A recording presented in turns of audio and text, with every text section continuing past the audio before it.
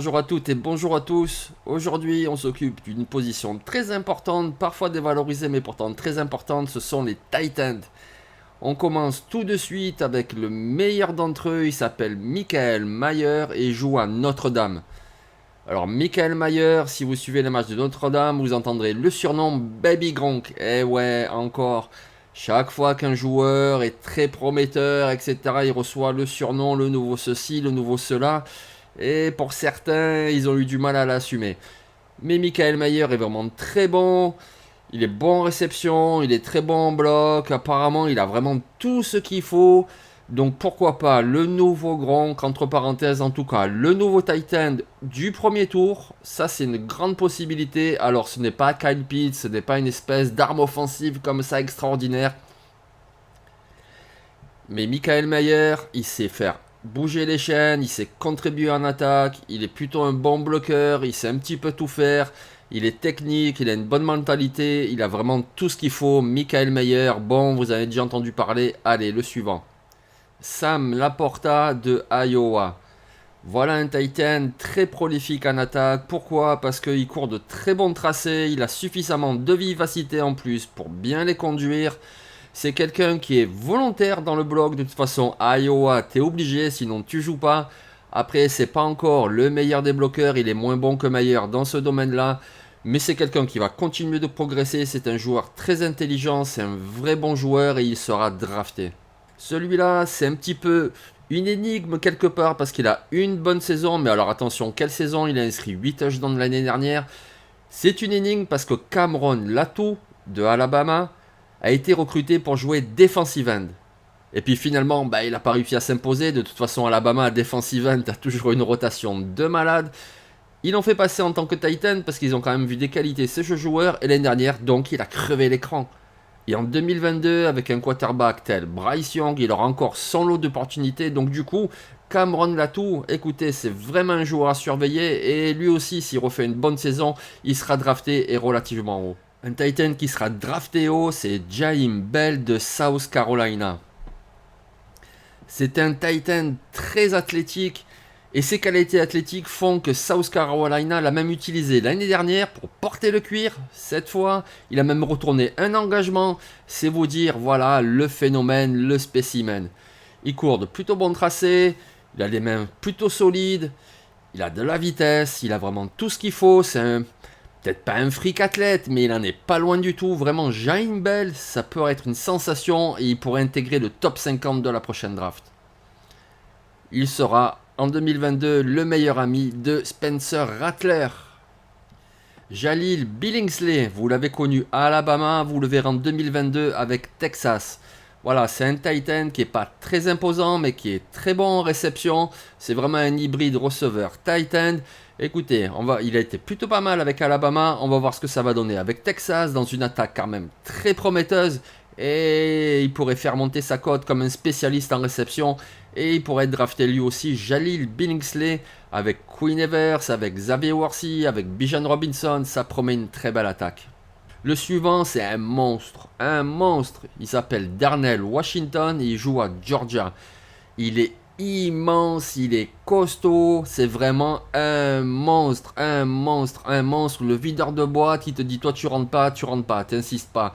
C'est vraiment un gabarit exceptionnel.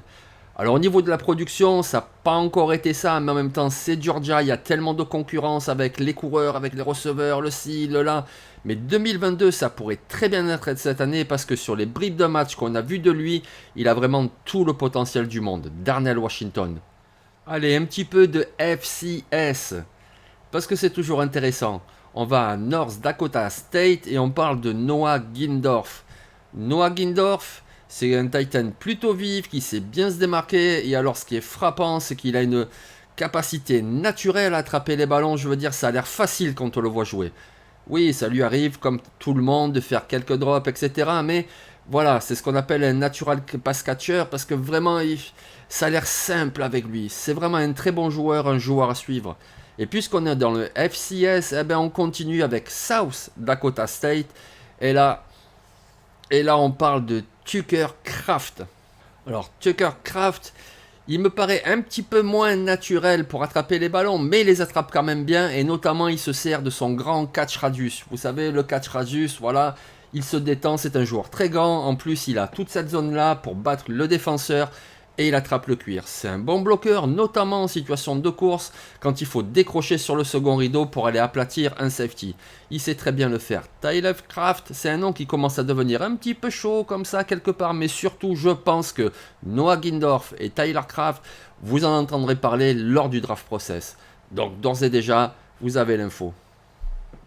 Lui, il est davantage sur les feux des projecteurs, il joue à Michigan, c'est Eric Hall. Eric Hall, c'est pas le plus rapide, mais alors il est bien costaud, il va bien au combat, c'est un bon bloqueur. Et puis, avec son gabarit, lorsqu'il a le ballon en main, c'est très difficile de le mettre au sol.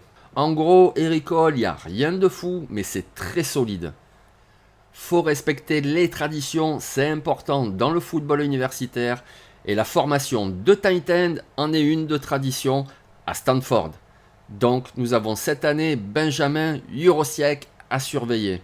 C'est un joueur très grand qui est très bon pour attraper les ballons. Alors il manque un petit peu de gabarit pour être un bon bloqueur, surtout si on se projette sur la NFL. Mais écoutez, il a de belles aptitudes naturelles et puis il a encore une saison pour manger de la protéine. Retenez son nom, Benjamin Jurosiek. Lui non plus n'est pas le plus athlétique ni le plus costaud, mais alors attention, il a vraiment de très belles mains et il est super athlétique. C'est Dalton Kincaid qui joue à Utah. Il a inscrit 8 touchdowns l'année dernière et cette saison, il sera une nouvelle fois avec le quarterback Cameron Rising et il risque de faire des dégâts dans la conférence Pac-12. Dalton Kincaid, surveillez bien son nom, même si quand vous regarderez Utah, vous direz « Mais attends, c'est pas celui-là dont on nous avait parlé ». Oui, il y a plusieurs tight ends, il y a une très bonne rotation de tight ends à Utah, mais de toute cette rotation, le meilleur, celui qu'il faut vraiment surveiller, c'est Dalton Kincaid. Celui-ci, c'est vraiment un projet parce qu'on en a vu encore trop peu pour l'instant, mais on a vu beaucoup de potentiel. Et écoutez, 2022, ça pourrait être son année, pourquoi pas. Il s'appelle Theo Johnson et il joue à Penn State. Il est grand, il est très athlétique, il a vraiment tout ce qu'il faut. Voyons ce qu'il va donner cette année. Celui-ci, on l'a déjà bien vu, c'est un très bon joueur, il s'appelle Ben Sims et il joue à Baylor. Voilà, Ben Sims, c'est le contraire de Theo Johnson, c'est-à-dire qu'il a déjà un plancher très solide, mais peut-être un plafond un peu moins élevé. Mais alors attention, c'est un tight end très physique et il est notamment très bon pour tout ce qui est catch contesté. Celui-là aussi, on le connaît bien, il s'appelle Will Mallory et joue à Miami. On le connaît bien parce que ça fait déjà 4 ans qu'il joue à l'université, alors disons 3 saisons où on le voit surtout. C'est un tight end qui est rapide, athlétique et capable d'aller au contact. C'est vraiment un très bon joueur. Il va donc jouer sa 5e saison et ça pourrait être la saison où vraiment il fait grimper sa cote en vue de la draft. Will Mallory. Lui aussi, les amateurs de football universitaire le connaissent bien. Il s'appelle Josh Wiley. Il joue à Cincinnati. Depuis 2 saisons, il est une arme offensive pour le quarterback Desmond Ridder. Il est grand, il est très athlétique, il court de bons tracés, il a vraiment tout ce qu'il faut. La seule limite ou question pour 2022, c'est que justement il n'aura plus Desmond Ridder, donc à voir comment il va se débrouiller avec un nouveau quarterback. Mais franchement, j'en doute pas, c'est vraiment un très très bon joueur ce Josh Wiley. Lui aussi vous en entendrez parler. Et enfin, un joueur dont vous entendrez pas du tout parler cette saison, c'est Zach Kuntz, parce qu'il joue à Old Dominion. Donc vous en entendrez pas parler, mais vous entendrez peut-être bien parler lorsqu'arrivera le mois de février 2023 et le draft process. Les matchs genre le East-West Shrine Game, le Senior Bowl s'il est invité, voilà, Zach Kuntz, il est grand, il est rapide, il est athlétique, il a vraiment tout ce qu'il faut pour se faire remarquer. Alors certes, l'opposition est à relativiser, mais c'est un vrai bon joueur et moi je suis convaincu qu'il montrera tout son potentiel face aux meilleurs lors du process. Et enfin, on termine cette vidéo avec un joueur qui ne sera pas disponible pour la draft 2023. C'est déjà une star, rien qu'avec sa saison freshman, il s'appelle Brock Bowers, c'est le joueur de Georgia et il est phénoménal. Voilà, merci d'avoir suivi cette vidéo, j'espère que ça vous aura plu. On se retrouve jeudi pour parler de la dernière position dont on n'a pas encore traité, ce sont les cornerbacks. Allez, bonne journée, bonne soirée, ciao.